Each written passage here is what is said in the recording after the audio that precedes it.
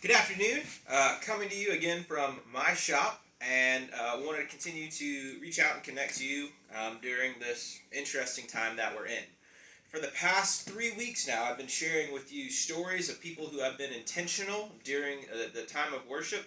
And this morning, or excuse me, this afternoon, I want to share with you something that Robin and Mug Smith have been doing.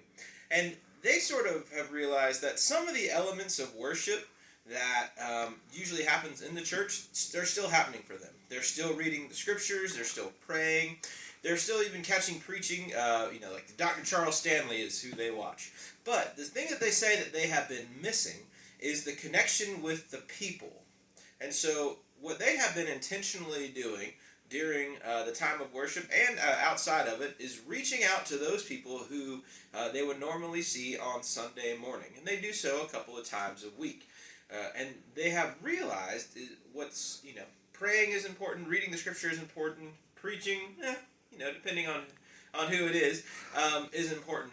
But they're starting to realize that it's the connection to people that adds so much to worship, and that what they have realized is by reaching out to people, that has added so much to their time away, and has been meaningful to them. So I hope that you continue to find intentional, life-giving things that you can add to your weekly activities, which connect you back to God. And I want to share something with you a little bit exciting. I say a little bit because we're doing a trial run this Sunday morning at 11. We're going to be having a online house church gathering using the Zoom technology. And so basically we'll have a 30 to 45 minute worship service with prayer, scripture, discussion, and some music. So if you are interested in that, if you have not already received the church email invitation, you can reach out to the Facebook administrator and they will send you that invitation. And if you're looking for a Bible study to participate in either Sunday or some other time during the week, being that it is Palm Sunday, why don't you go to Matthew, the 21st chapter, verses 1 through 11.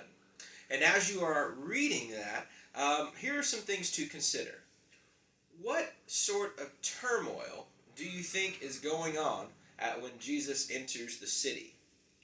What is significant about Jesus coming in on a donkey? And then this one's sort of odd and perhaps more difficult to come up with an answer for. And I will be answering this on Sunday at 11. It says in the text that Jesus rode in on a donkey and the colt, the foal of a donkey. And so what's up with that? Is it two animals that he rides in on? Is it one? What are we to make of that? And like I say, the answer to that will be happening Sunday at 11. I hope that you are continuing to be able to be intentional and trying to connect to God and to each other as a form of worship during this time. I hope that you will be able to hang out with us from Sunday at 11, and I hope that in the midst of this time that you are finding some sense of peace and strength. And I'll talk to you later.